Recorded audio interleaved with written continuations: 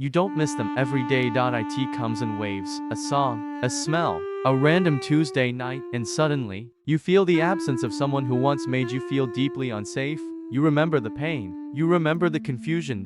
So why do you still miss them? Why does your mind replay moments that your heart knows were harmful? And the strangest part is, you don't just miss them, you miss being close to them. That contradiction has a psychological reason, and it goes deeper than love.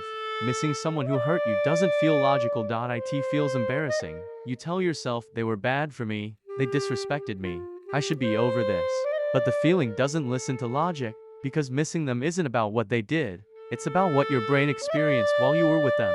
You don't just remember the arguments, you remember the late night talks, the inside jokes, the way they looked at you when things were good. Your mind stores both pain and closeness, conflict and comfort, and when they're gone, silence replaces both.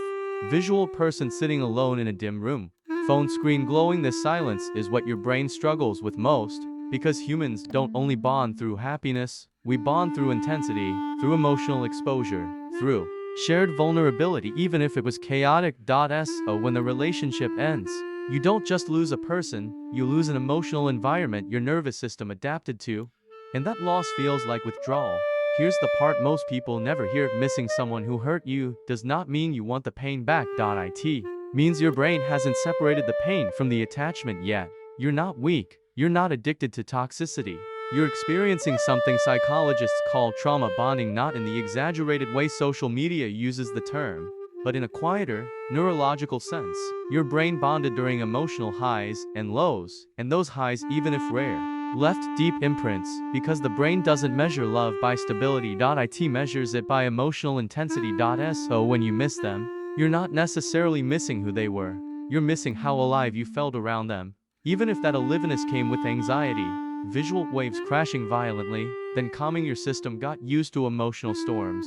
Peace, in comparison, can feel unfamiliar, and unfamiliar often feels empty. To understand this fully, you have to look at how the brain forms attachment.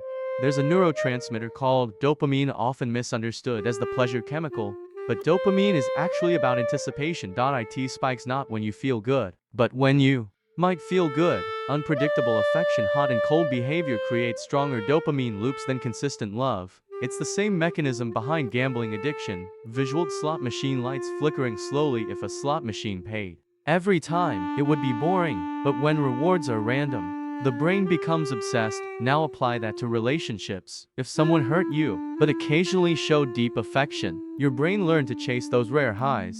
This is called intermittent reinforcement in behavioral psychology. Unpredictable rewards create the strongest attachments, stronger than stable kindness, stronger than calm love, because your brain keeps asking, maybe next time it'll feel good again. So when they leave, your system doesn't just miss them. It misses the possibility of emotional reward, even if that reward was inconsistent.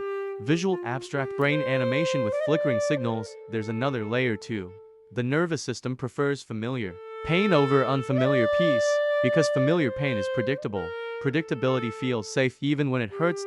So your mind replays them not because they were right for you, but because they were neurologically familiar. Understanding this mechanism changes how you see your emotions. It shows you that what you're feeling isn't proof of love, it's proof of conditioning. Your mind learned to associate one person with emotional activation, intensity, anticipation, closeness, anxiety, relief. When they disappeared, the activation disappeared too, and your system noticed the silence. One way to start untangling this is by separating the person from the emotional state you experienced around them, because memory blends the two together. You think you miss them, when sometimes you miss the feeling of being seen, or wanted, or emotionally exposed, even if it was unstable. Visual notebook with 2 columns written. Another layer of healing comes from recognizing that what you're experiencing has a withdrawal component. Dopamine circuits don't shut off instantly, they recalibrate slowly. Which is why late nights feel heavier, why certain songs feel sharper, why the urge to reach out appears in moments of emotional quiet. When you label this correctly as neurological withdrawal rather than romantic destiny, the feeling loses some of its power. It becomes something passing through you, not something defining you. There's also the need to replace intensity, but not with distraction. Distraction numbs, but the nervous system still seeks bonding hormones like oxytocin and serotonin, safe emotional connection, even if it feels calmer or less electric. slowly retrains your system to associate closeness with stability instead of chaos. Visual, two people talking quietly in soft light, and when nostalgia appears, it helps to remember that the brain edits memories. It highlights emotional peaks and softens prolonged stress. So when you recall them, you will often recall the best fragments. Consciously remembering the full emotional landscape restores balance. It brings your perception closer to reality rather than emotional distortion. Visual, slow-moving light patterns fading in and out. All of this connects to one simple mental model. Your brain bonds to emotional patterns, not just people. Think of it like a playlist. If you listen to one intense song on repeat for years, silence would feel uncomfortable at first. Even if the song was stressful, your mind got used to the rhythm. Visual, headphones resting on a table, music waveform fading. So healing isn't deleting the song overnight, it's gradually introducing new emotional music, safer rhythms, steadier beats, until your system stops craving chaos to feel connection. You're not trying to forget them, you're retraining what your nervous system recognizes as home. Missing someone who hurt you is one of the most confusing emotional experiences, because it makes you question your strength, your growth, your self-respect. But what you're feeling isn't a desire to return to pain. It's your brain slowly untangling attachment from intensity, and that takes time, because emotional bonds aren't stored in logic. They're stored in the body. In chemistry. In memory. In pattern. Visual, person walking alone at night under streetlights. One day, you'll notice something subtle. You'll remember them, but the pull won't feel physical anymore. An ache in the chest. An urge to reach out. Just distance. Like remembering a storm you once lived through, and understanding you don't miss the storm, you just lived in it long enough.